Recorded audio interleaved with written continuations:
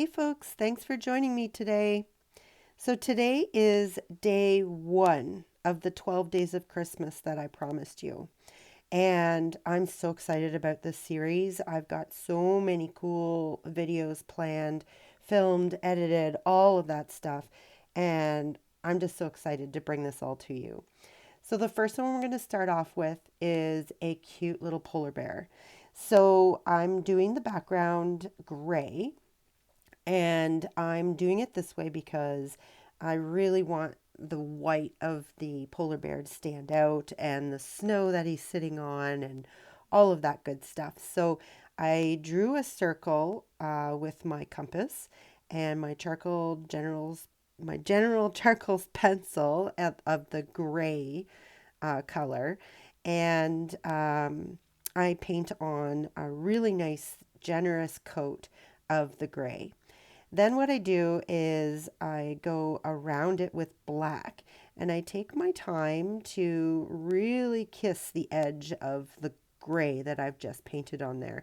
The gray is still kind of wet. You can kind of see that it's still shiny, but definitely wanted to get as close as possible without actually going into the gray.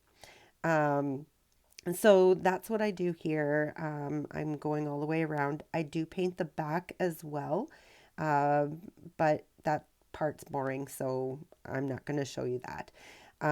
We're just going to watch me paint the sides to really encase that circle. It's almost like it's framing it so that your visual is the center of the stone and what we're going to be painting on it. So now that it's dry, I'm going to put on a bunch of glitter paint. I love glitter paint. This one is called Sparkle Varnish, and it's like holographic kind of sparkles that are in it. And so when you change the direction of the stone, it actually changes color in the background. So I love it. It's very subtle, but very pretty and looks amazing under resin. So that's why I use it a lot. Now I'm outlining like I do with the majority of my rocks with a gold paint. I am using Spun Gold um, from DecoArt. It's one of my go-tos. It's my favorite. I did purchase another gold paint called Glorious Gold, and I use it just as much. The two are very similar once they're dried, but what I find the difference is with the spun gold, it goes on kind of like a milky color, um, but it dries so brilliant. Where the glorious gold, I find it's a bit thicker, so it doesn't move as freely on the off the brush onto the stone like the spun gold does. It's totally up to you. It's personal preference, and there's so many different ways that you can use these paints. Find what works good for you and just go with it. So now what I'm doing is I'm just sketching on with my charcoal pencil how I want the bear to be sitting and where the snow is going to be. I'm adding that North Star because polar bears live in the north. So I just used one of my tools from the dotting center and made a little dot in gold. And then with my fine lining brush, I'm dragging that extra paint that's in the center and adding a little bit on my brush to make the points for the star. I later put in a gem in the middle of that, and I found that putting the gem on really made it look pretty. So now we're going to put on our base for the snow or for the polar bear. So what we're doing is I'm just using one of my blending brushes that I got from Amazon. There is a link in the description below. And I'm just dabbing on the white paint all over the place, but within the portion that I drew. Because I really wanted to get the outline on this done so then I can really start working on details and stuff. It's harder to sponge or to blend colors in when you've got the details already there. So that's why we do this first and then move on to the next step. So in this case, the next step is putting the snow that he's sitting on. So the snow is just using white paint. It's called Snow White. Titanium white is also known as. And I just use that and I put that on there. And then I go in and I dab with a little bit of the gray paint just to give it that, the shadows of where the bear is sitting. And it's also giving me some time to let the bear dry so that I can go in and put in some extra details that I want to put in. So I also wanted this to look like there was snow drifts or snow banks around the bear. So that's why I'm adding the little extra shadows, darker than the rest of it, and then adding in some pure white color to give that illusion that there is some snow drifts or things like that around them. And you'll notice that I have kind of gone off the lines or out of the lines. And that's okay because I can go back and I can fix that up by letting it dry and then painting it over. Like you can see on the left side there, some of the snow dabbing has gone into the gold outline. I can fix that up later once it's all dry. Um, I'm just putting on, like I said, the snow, getting in the shadows the way that I want them. And I just keep going until I'm happy. And you just keep blending, adding in the darks, adding in the lights, and you're good to go. So I just continue to do that and until I'm ready to start working on the bear. And now I'm ready to work on the bear. So I went back and I drew in some of the lines that I needed for his paws and for his ears, things like that. And I decided to have him sitting with one foot up in the back end, and I painted that in pink. So that's the paw or the pad on his paw, and his toes are kind of curling over. So he just looks really cute. And I don't know, I have a thing for polar bears. So, anyway, so I was able to paint this guy up, and I gave his little toes a curl there over top of the pad. And then I'm just outlining, and I'm just using black paint with my fine lining brush. What I've done is I've taken my black paint and I've added a little bit of water just to give it a consistency that it'll flow easier. One thing I did notice though is when you do that, the paint in your paint tray will dry faster.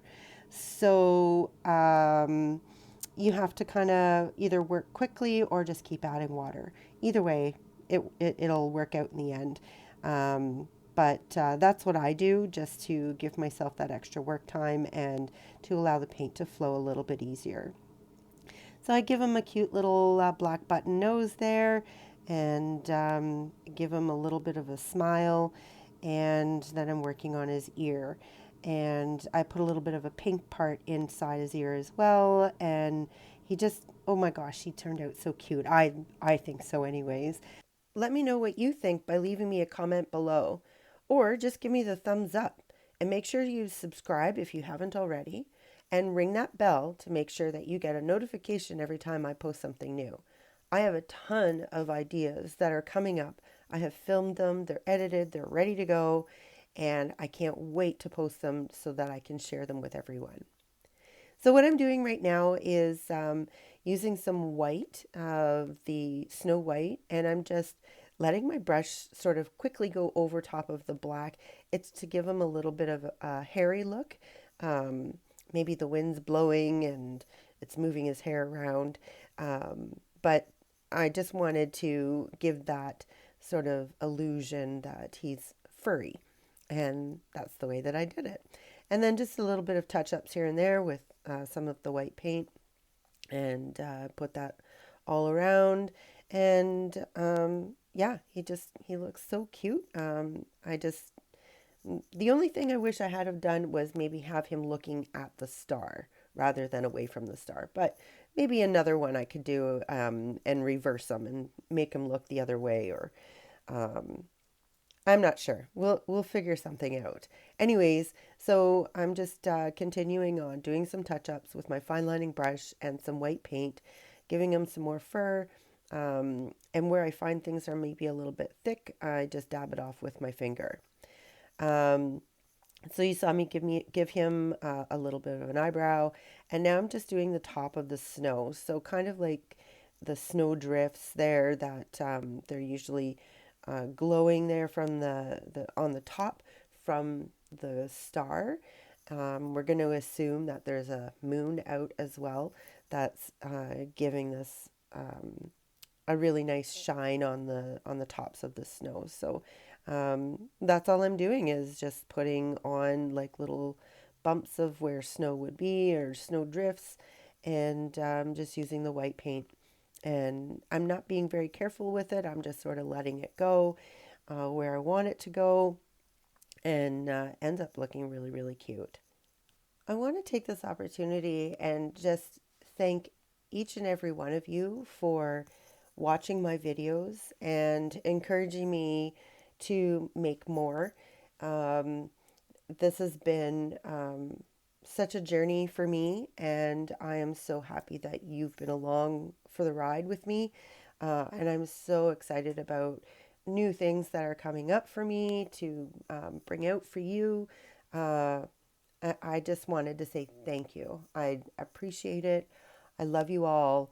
Uh, the support that you give me just by watching or just by clicking that thumbs up means the world to me. So I just want to thank you all very much for believing in me and coming back and watching what I've got to give.